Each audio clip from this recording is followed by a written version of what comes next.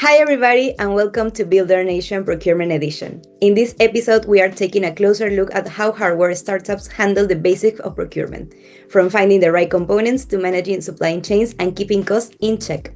Keep watching as we hear from industry pros, sharing their best tips for overcoming procurement challenges and getting products to market faster.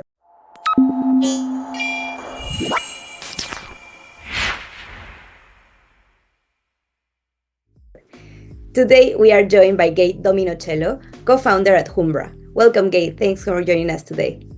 Thank you for having me. This is very exciting.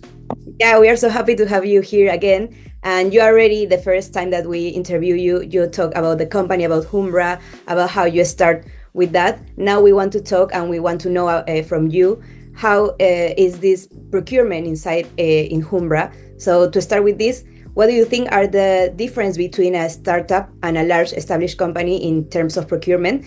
What are the key factors that influence the differences? Well, for aerospace, it's very different, right? Because a small company like mine is like very, very valuable, right? It's compared to a Boeing, Raytheon, Lockheed, which is a gigantic, like $100 billion company. So I would say that more than anything, as time has gone on, we start to look more and more like the larger companies 10 years old, Umbra. So things like procurement, we just start vertical integration. Mm-hmm.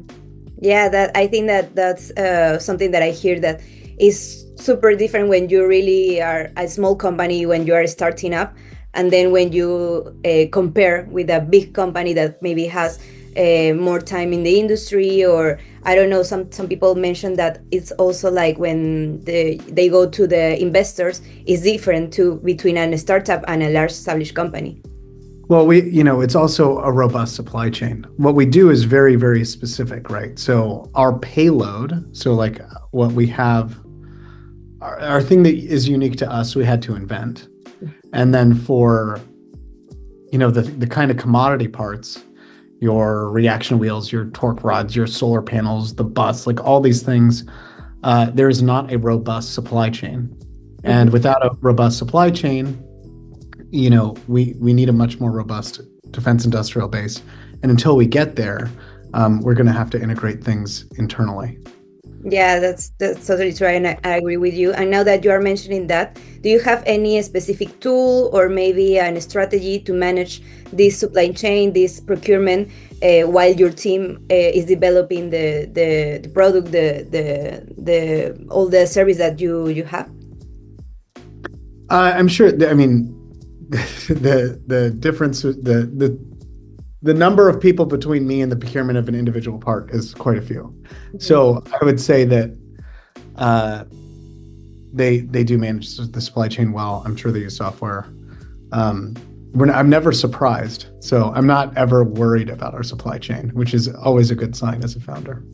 Yeah, that's really true. And when I was rewatching your previous interview, I heard that you said that it's super important to have the people on your team that really wants to work at the company, like be happy to be there, really want to make an impact, really want to develop the product.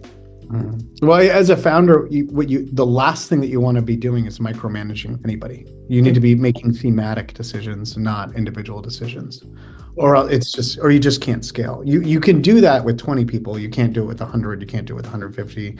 I don't know our head count now, but it's somewhere between, it's hundreds. So it's like, if you're going and getting in the weeds, it means that you don't have the right leadership. Yeah, that's totally true. And now that you mentioned that Umbra now has 10 years in the market, in the industry. So what are the most challenging decisions about maybe procurement, supply chain that you have to take, or maybe that the team have to take, and you were like, okay, yes or no? What do you think are the most challenging decision? Well, the answer is time, right? So we build and launch satellites, right? So if you can build and get a satellite to space, which makes money, shortening the period of time from procurement to launch means that you're not paying all the overhead for all of these people. So time is always a factor. And of course, quality is a factor. And we've launched 10 satellites. So we've learned a lot about our vendors. We've learned a lot about working with SpaceX. So we're turning it from a science to an art. Yeah, totally. And you mentioned the vendors, the suppliers. How do you balancing maintaining these strong supplier relationships while also driving the cost efficiency?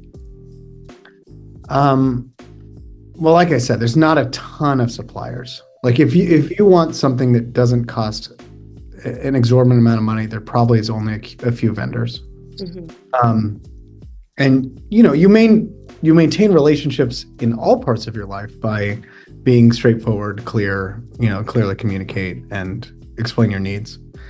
I don't think that the supply chain should be any different. Yeah, and how you manage these when you choose a supplier, how you manage maybe, I don't know if to build the relationship with them, or maybe the visits to see if you are in the same wave with the supplier, they think the same as you, or maybe how you work with to build this long-term partnership with them. Well, I mean, the main thing is that essentially everything that we buy is a commodity. So I don't need to have a steak dinner with you to understand whether or not I'm going to buy your widget. It is this a high quality product at a low price? We're not buying very unique things. We have to build our very unique products. Mm-hmm. Yeah, I understand that. And you have any advice would you give to startups that are starting to build their procurement strategies?